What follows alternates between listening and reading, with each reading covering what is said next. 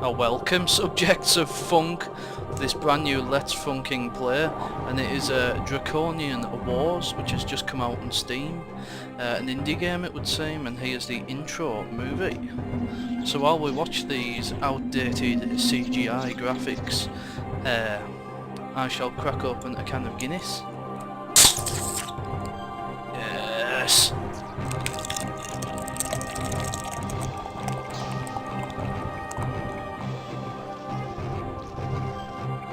As we always do, steampunk again, just like the last game we played, which was the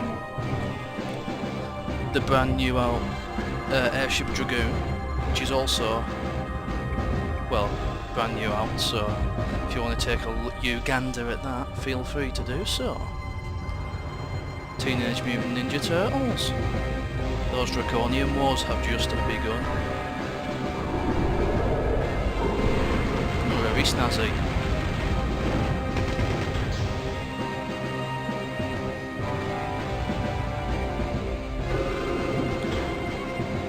There we go then, Draconian Wars it is.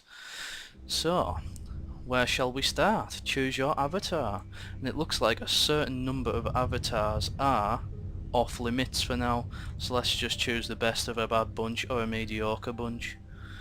And you know what I was going to go for the pirate.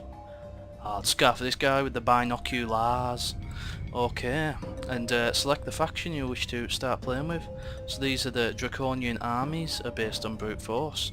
They rely on their technology to surpass the enemy and control the battlefield. I'd say that that would be the sort of clan that I would go for, because of the avatar that I have picked seems to be would have an allegiance to that faction rather than the Draconians. So it looks quite nice, the interface. There's the old King of Funk in the bottom right corner. So I think best thing to do is to start a single player campaign, and we'll do the tutorial first, so you can sit and watch me do some tutorial. Basic. No, what we talking about here? Basic tutorial. We'll do the basic one, and that'll do us. I think we'll just do the basic one, and then we'll just get balls deep in the game, because the others just look a bit too extreme. Welcome to Draconian Wars. This tutorial will guide you through your first steps to the exciting world of Draconian Wars. Cards represent resources. Sounds about right. They allow you to summon the powerful allies on the battlefield. As your main deck starts with exactly 50 cards, but its size lowers as you play cards or your opponent damages you. Okay, fair enough. So it's probably like a Magic the Gathering, which I've played quite a lot. Initial 8 cards. Now as 4. Well, yeah. So you know, 50 minus 8 is 42. There are 4 types of cards in Draconian Wars. The first one is a unit. Units fight for you. So they're my units, which makes about, highlight the cards, the units. You can zoom a card by hovering your mouse over it and pressing Z. Ooh, looks nice. Now it looks like a good card, doesn't it? Okay, let's go gear. Alright, okay. Much like Magic the Gathering. And then we've got weapons, which I'm presuming we can equip to creatures. Guinness. If you control a unit with 4 present in combat, target enemy unit's combat is -3 and -1 till the end of turn. Very much like Magic the Gathering, this, which I've had a lot of experience with. So how about play this disruption only during, right, okay. And this is a more weapons. Dragon Tooth. Is that a Dragon Tooth sword? Certainly is. And Disrupts, which are like your instants, I would imagine. Which is the text of Disrupt starts with the first name. When you play this Disrupt, you can play Disrupt whenever you have the initiative, even during your opponent's turn. Yes, it's just like an instant spell in Magic the Gathering. Much like what I thought. Right, here's the areas. Oh, cool. I haven't had a Guinness in a while. The battlefield is formed by these 6 area cards. These represent the lands and skies of this place. There are two types of areas, ground areas and air areas. So there is no water areas, it would say. Okay. Can only play air units, right, okay. And zeppelins? There are 6 areas, grouped into 3 flanks. Each contains 2 areas, 1 ground area and 1 air area. These are the 3 flanks, each one marked with a different colour. Okay, makes sense. Areas will sometimes get crowded during the game, making it difficult to see the units. When this happens, you can use the left and right arrow keys to move the areas to the left or the right. Well, that's smart. Right, okay then. Actual phase, timer, cards in the blah de blah blah. You win if your opponent discards all his cards. Okay, sounds about right. He has a health bar as well, it would seem. You can do this by controlling areas or fighting your opponent's units. During online game you can talk to your opponent, press enter. Okay, these are the basics. You're ready to move on to the next tutorial. Oh, thanks very much. Well, we might as well do them all if we can compact them into this one game. These are actually the practical tutorial. Compact these into the one video, and in the second video we can get started on maybe online games against opponents, etc. This tutorial will show you the phase of the game, how cards move through the game areas, blah blah. This action explains. Right, okay, this is telling us what the tutorial does. Production phase. Turn starts with the production phase. Number inside the funder next to your avatar tells you how many tokens you have in your pool. And that's hand, remaining cards, pool. So we've got 4. And then we've got, as you can see, your opponent starts with game with 4 tokens in your pool. Right, okay. This is your resource pile. When you produce cards and move from your main deck to here, now you have 4 cards in your resource pile. With these cards you'll be able to pay costs to summon units, weapons, gears, or play disrupts. Right, during this phase you can extract from the areas you control. You don't control any areas, thus you can't extract. Makes sense, doesn't it? You will see how extract works in the next tutorial. Since you don't have anything to do in this phase, game will automatically next phase, passing every time you pass. Take phase movement. Your opponent will have the opportunity to react with a disruptor ability. Right, okay. So it's much like you've got your phases you can do. Here we go, summon phase. So I'm presuming, I don't know what that was actually, I would have rather liked to have a look at it. Let's have a look, what is it? It's defend your masters, your mindless units, +2 defense. Okay, fair enough. But we've got no creatures to attract it to. Therefore 1 card's been moved from your resource pile. Okay, I see. So every time you put something down it has a cost, which makes sense.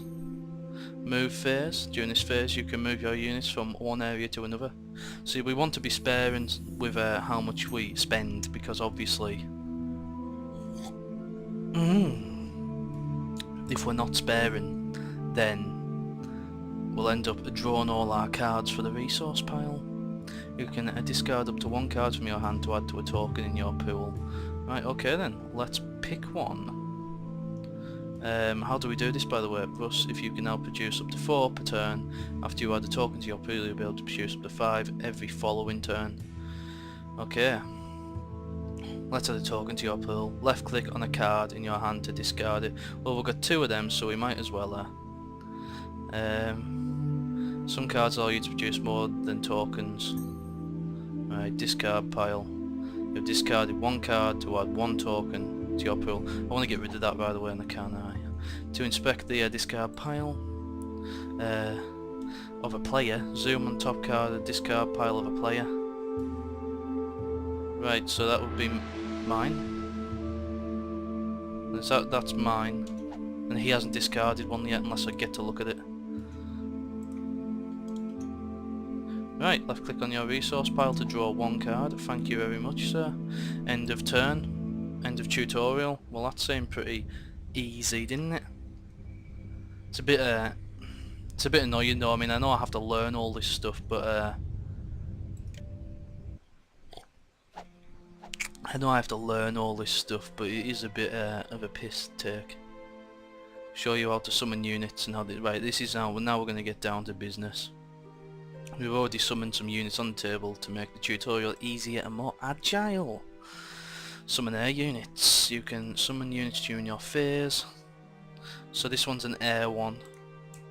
And then I can pick, yeah, I hoped I'd be able to pick a particular thing. Now let's summon a ground unit. The mercenary crew. I'm going to put him there. Where there's no units currently having combat. Summoning weapons. Right. Okay, yeah, so I can pick a gun. I'll give that to the mercenary. Now select a target unit to attach it to. Can I choose it him, please? Thank you very much.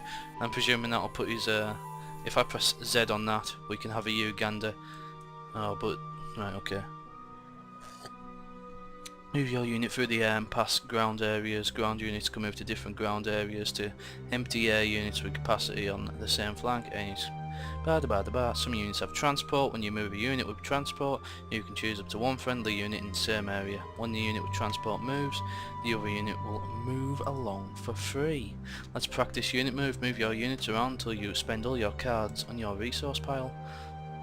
And there we go, this is what the gun does, by the way, which is spend one, choose a target enemy unit in the ground combat here, if F plus the number of warriors you shut up. So let's move. Let's make him move. I'm hoping the weapon will go with him. Yep, makes sense. And we'll have this bad boy fly to the left. And as we can see, we're losing resources. And they are obviously going into the discardio pile. And once more, we'll move him into the centre. So I presume you can do this to avoid fighting enemies and various things. Bit of a long-winded thing, but hey, I'm sure time flies when you're playing opponents. Now you know the basic actions involving units, from summoning them to moving them around. Yeah, we certainly did learn a fair bit there. So let's extract and combat tutorial. Let's finally find out how to fight, which is a bonus, I would imagine. How to win a game. So extraction phase. During this phase, on an extract, the area you control. You control an area when you have units there and your opponent doesn't. Okay, so the idea is to control all the areas. Your life drainer has extract 2, blah de blah de blah. Extraction. When you extract, your opponent has to discard a card. So how do we go about doing that? So you click on the land that you control, and I presume he has to extract. Now your opponent has discarded as many cards as you extracted. In this situation he has had to discard 4 cards. Your opponent can discard from the top of his main deck, consume pile, resource pile, and Calvin. Okay, fair enough. 1, 2, 3, 4.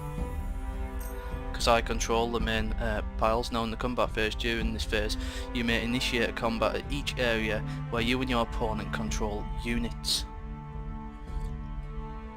Right, okay, so I'm spending 1, but it might be worth it. Well, it is, because look at the stats. Stats look a damn sight better for me. Now, chance for both players to play disruptor abilities. We don't have any. Or at least I don't think we do. Should we have it? Combat fate step. During this step, the total of both players is added. If a player's total is equal or greater than 4, the player draws combat fate. Your total is 4, your opponent's total is 2, therefore you draw combat fate and your opponent doesn't. Awesome. So I get to draw some fate. Thank you. And I got a very nice card there. You've received a card of the fate of number 5, therefore your combat fate is 5. You can see your combat fate next to the F icon in your units. Lovely stuff. You don't have to take don't have to damage any unit. On the other hand, your opponent has to damage units with a total combined of 5 or more. If it's not possible, he has to damage all his units. Way! So he took a nasty beating there. So let's play a unit. Oh, we can't. 4-step during 4-step total of both players is added. So I've got 11, and that includes all my armors, weapons, whatever's giving me bonuses. Lovely stuff. And does that go off his where's his health bar? Because he should have lost some health then. Obviously with the idea is to make him draw all his cards. The 2 units of your opponent are damaged, thus they are destroyed. End of combat. So the end of that moral is that I control 3 lands, so he has to constantly draw cards if he can't stop me. Advanced tutorial. Oh, here we go. Here's the probably where it's going to let us have a go on our own. Last tutorial will show you the concept of the stack, initiative and unit special abilities. Initiative determines which player is able to perform actions. Right then, so the initiative, in your turn you have initiative. Now that your avatar is highlighted, this means that you can now perform actions. So let's click that bad boy and place him somewhere reasonable. Stack. As you see, the mercenary crew is now on the stack. When you perform an action you lose initiative. Now your opponent has initiative and you can retract. You can react to your summoning again action when you have initiative. Right, so basically when I play a card, he'll get a chance to play one of his cards that might mean something. So what's this bad boy? This is your opponent put 2 of his random... I can't actually read that because I can't move the writing out the way, but I'm sure it's okay. So can he stop me? Only activated abilities, trigger abilities and disrupts may go on the stack.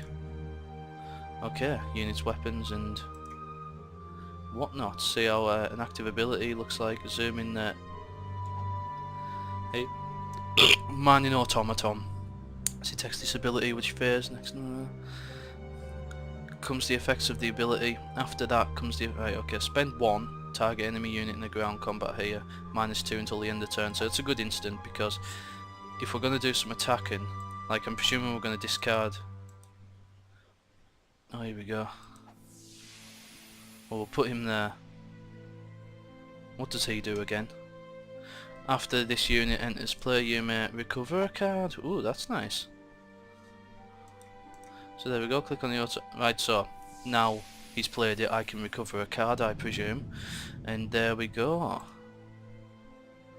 Card recovered from there. You may see here is aboard the Belladonna. Note that the sword and shield stats of the Belladonna are in the green. It's because they increased thanks to the air combat free of... Right, okay. So basically it's got a... Units may be shielded. Damage to absorb combat fate. If you still have to absorb combat fate and all your units in combat are damaged or shielded, you don't have to absorb the remaining combat. Makes sense. That's the end of the tutorial. Now, I think we've learned bits and pieces from there. So let's do a quick 5-minute game. I don't know how long they take, but we'll play the AI in this the tribe and see what we've learned and what we can do against the opponent. So here we go. Here's our 8 cards. Now what we have here, we've got 2 of them. It's a Ornithopter unit enemy. Right, okay. So he is first. He's gone first, so he's got initiative. And he's, yeah, he really is playing a few cards, isn't he? He's having a right good old time there. Right then. So what can I do? Oh, I'm having to pick up I've had to pick up 4. Right, let's do some summoning then, and we'll pick up we'll pick a really hard defensive creatures. Let's have a look at these. Right, so defense is there on the right.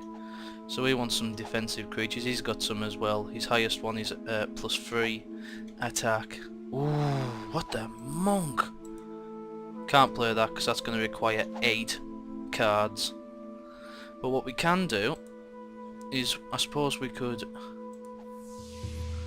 We need to stop him from picking cards up. Oh, here we go. I shouldn't have done that, I don't think. I was just trying to place a... Oh dear. Not good. I'm having to discard a lot of cards here. I'm getting an absolute battering. And we'll drop one of them as well.